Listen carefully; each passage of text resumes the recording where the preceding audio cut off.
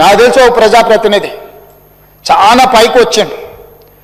వాళ్ళ తండ్రికి క్యాన్సర్ వస్తే అతను మంత్రిగా ఉండే ఆ తండ్రిని కనీసం బజార్కి వెళ్ళి ఏమైనా పండ్లు కొనుక్కోవాలంటే కూడా తీసుకుపోయే పరిస్థితి లేదు. అతను పాపం నడుచుకుంటూ పోయి ఆయనకు కావాల్సినటువంటి ఫ్రూట్స్ ఇంట్లో భోజనం పెట్టక భార్య భయానికి తండ్రి యోగక్షేమాలు కూడా కనుక్కునే పరిస్థితి కొడుకు లేకపోతే పాపం అతనే నడుచుకుంటూ పోయి ఆ పండ్లు పొలాలు తెచ్చుకొని ఆయన జీవితం ఆయన గడిపాను. నాకు తెలుసు. ఒకసారి అతను నడుచుకుంటూ రోడ్డు పక్కన నడుచుకుంటూ వెళ్తే నేను అటు నుంచి వెళ్తున్నా ఆగిన. ఏం సంగతి, ఎందుకే మీరేమో నడుచుకుంటూ పోతుండ్రు ఏంది, కొడుకు మంత్రి కదా ఎవరో ఒకరు తీసుకెళ్ళి ఏమైనా కొనుక్కొస్తారు కదా అని.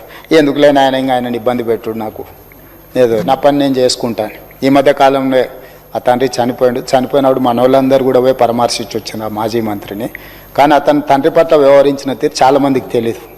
అట్లాంటి వాళ్ళు కూడా ఈ సమాజంలో ఉన్నారు ప్రజాప్రతినిధులలో. అందుకే ఈ చట్టం ప్రభుత్వ ప్రైవేటు ఉద్యోగులకే కాదు అధ్యక్ష, ప్రజాప్రతినిధులను కూడా ఈ చట్టం పరిధిలోకి తీసుకొచ్చిన. ప్రజాప్రతినిధులుగా గొప్ప గొప్ప ఉపన్యాసాలు ఇచ్చేటోళ్ళు కూడా కన్న తల్లిదండ్రుల పట్ల బాధ్యత నిర్వహించిన వాళ్ళని కూడా నా కళ్ళతో చూసిన అధ్యక్ష. అందుకే ఈరోజు ఈ చట్టం ప్రజాప్రతినిధులతో పాటు ప్రభుత్వ ఉద్యోగులతో పాటు ప్రైవేటు ఉద్యోగులతో పాటు ఎవరెవరికైతే తల్లిదండ్రుల పిల్లలు ఉన్నారో, పిల్లలు స్వార్థంతో కూడుకున్న ఆలోచనతోని తల్లిదండ్రులను నిర్లక్ష్యం చేసినరో ఆ పిల్లలకు గుణపాఠం చెప్పడానికే ఈ చట్టం తెచ్చినాం అధ్యక్ష.